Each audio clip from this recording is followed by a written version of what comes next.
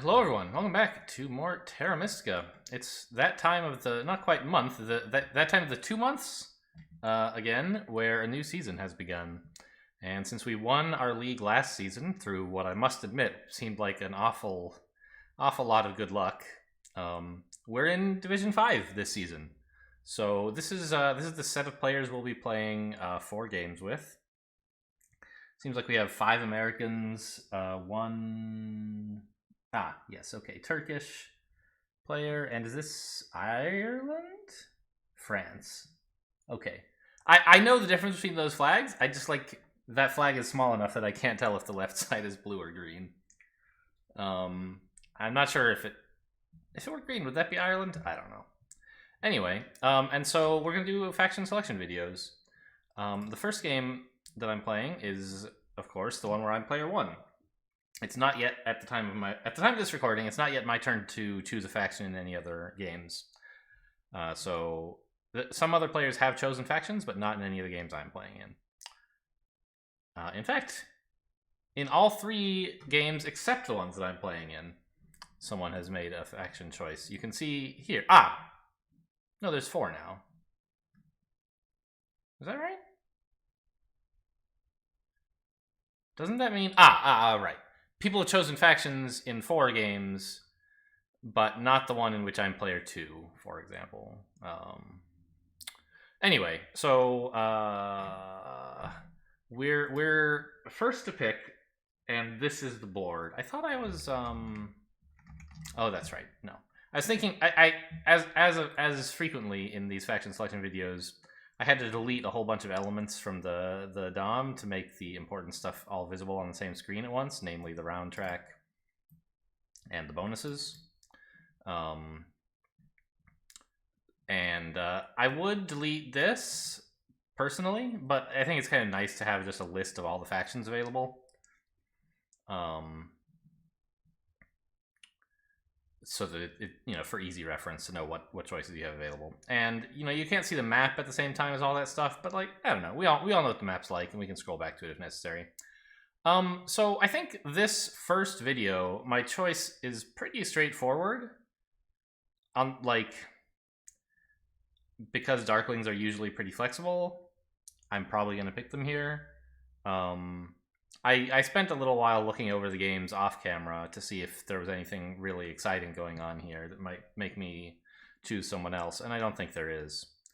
But I think that we may as well, before we get started, have a look at who our competitors are in this game. We're playing against Sebft, iJazz, LJazz, not sure if that's a capital I or a lowercase l, and Vlek55. So I've pulled up their tournament profiles here. These for reference, by the way, here's my tournament profile, right? Like, I don't have a lot of data on me.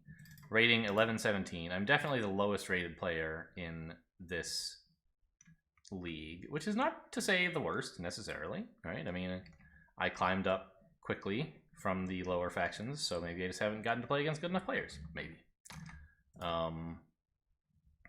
So here's Sebft, and the reason that I think it's useful to look at the other factions players is you might have some idea of what factions they generally prefer, and that might somehow influence your choices.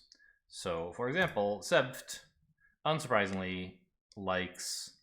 There we go. Make the text a little smaller, now more stuff fits on the screen. Likes Darklings a lot, followed by Nomads, and sort of interesting second choice. Swarmlings, pretty high up there. So this player, likes blue more than average, and maybe likes yellow more than average too. And doesn't seem to like gray nearly as much. Engineers are considered quite good, so it's very surprising that someone who's played in dozens of games has only chosen engineers once. That's interesting. We have iJazz or LJazz. I can actually find out whether that's an I or an L. Let me, I'll just paste this into a terminal and then say, please uppercase it. Oh, it's an L, right? Yeah, it's an L. LJazz, okay. Likewise, has not been playing this very long and is the closest to me in rating at 1150. Did get promoted, interestingly, after a second place finish in Division 7, which is somewhat unusual. There must have been some. I assume it's unusual. Anyway, there must have been some players in higher leagues who dropped out, and El Jazz was close to winning on tiebreakers or whatever. And also, wow, that must have happened again in the next season, because seventh place in Division 6 should normally be enough to drop you to Division 7, but I guess once again saved by some kind of tiebreaker. Or not tiebreaker, but like there must have been enough vacant spaces. So El Jazz then, of course, won Division 6. So, you know, if I had to pick someone in the league that I think might be the weakest aside from me, I would say it seems to be El Jazz. And nothing wrong with that, just, you know, things to keep in mind maybe. El Jazz has a kind of surprising faction preference set as well. Darklings are not, I mean, they're fine. You would expect maybe more than 2 Darkling games after 12 games, but like this wheel is like relatively normal. It's got some quirky ones. The most obvious choice is 2 Orin, being like, what? Nobody plays Orin. But on the other hand, you did win a game with them, so there's that. So this doesn't tell me a lot. There's just not really enough games to get much idea of what El Jazz likes to do, except that apparently they like to play Orin. Vlek has been playing for a long time, since Season 6. And I can't tell at a glance whether they've missed any, but it looks like they've played in almost all, or possibly all of the seasons since then. And we've kind of gone back and forth between Division 7 and 5 and 6 are both relatively common. And this is like a pretty, you know, okay, Darklings, yes.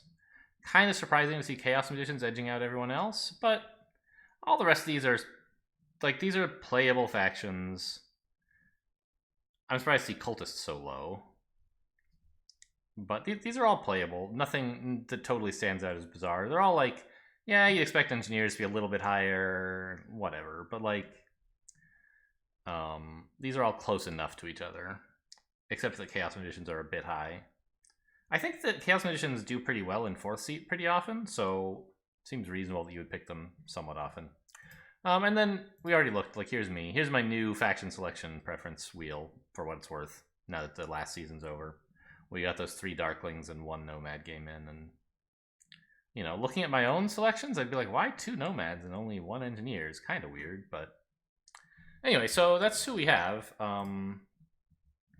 And let's talk through why I think Darklings are right here. You know, as with last season, where I ended up playing 3 Darklings, you kind of don't need a lot of justification to pick them. They're very flexible, and they can kind of survive anywhere. So the reasons to pick Darklings on this it's not a board, I guess, it's a game, is mostly that I just don't see anything else that stands out, and I'm first player. Cultists, like, are a strong contender usually as well. And the scoring check is not unreasonable for Cultists, I don't think. I would expect to see a Cultist player in here somewhere. Early digs are beneficial for Cultists, and I believe they start with air, is that right? Let me just click Cultists here and see if it, okay. I broke I deleted some element that was important. So Cultists, yeah, we start on, no, fire and earth, huh? Okay. Fire and earth. So those are present on the board, but like, just digs are a very valuable thing to get, and Cultists are someone who can reasonably get it in any color or any element, any cult track in round 1. For other factions, it might be difficult to get to 4 of something. And, there's a repeated water bonus that the cultists should be able to cash in on, and there's spades there. Reasons that I'm kind of sad to be picking Darklings is I wish that the spade bonus weren't here. I would like the other factions to be having to fight harder to get digs, and Darklings are good at generating their own digs. But I see the Sanctuary Stronghold bonus, which is quite good for the Darklings because you tend to have your Sanctuary quite early, and you like this to help you get it early as well. There's the Priest bonus, which is fine for Darklings. Of note on this board is no shipping related bonuses at all. No shipping, no temporary shipping, and no shipping scoring. And the other bonus tile that we're missing is the 6 coins. So, that is a slightly low coin game, and so you might expect engineers to be alright here. But I don't think they're especially good. The late game scoring, dwelling scoring is pretty good in the late game because you tend to have a lot of resources to spend on it. But a really economic-oriented faction like, say, the Nomads would prefer to see one of the trading post scoring rounds moved later so that you can build a bunch of dwellings, upgrade them to trading posts, then build more dwellings. That's kind of like the dream scoring for an economic faction. So, Nomads might like that. They might like Sanctuary Stronghold earlier, maybe. Witches would prefer to have town scoring in here at some point. And also they'd prefer the dwelling scoring first if they could maybe, spread out quickly with a shipping upgrade on round 2 or something. Or with their stronghold. There's not enough early repeated cult bonuses to make Orin that amazing.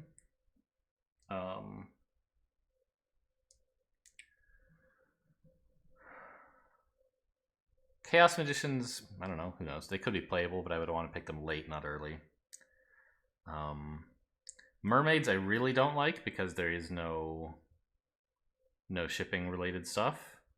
Swarmlings could be okay. There's spread out cult bonuses, but they want an early stronghold scoring typically. Likewise, the Giants want it early. Dwarves and Engineers I think are playable. The Dwarves will be able to... They'll be comparatively more mobile compared to the other factions with no shipping around. Chaos Magicians, I guess, actually really enjoy shipping, so the fact that it's not here is a big turnoff for them. Engineers should be playable as well, so I kind of expect to see cultists, probably engineers, maybe dwarves, and something else. Probably witches are fine. And so I'm just going to go ahead and pick, I'm going to pick Darklings here. Oh, Alchemists, there's not enough scoring related stuff going on. I don't know. Yeah, so I'm going to pick Darklings here, and that's really it for faction selection in game 1. We'll click save. Yep, that's Darklings. I picked the right thing. Okay. And that's all for this video. Hope you guys enjoyed. Thanks for watching, and I'll see you in the next faction selection video.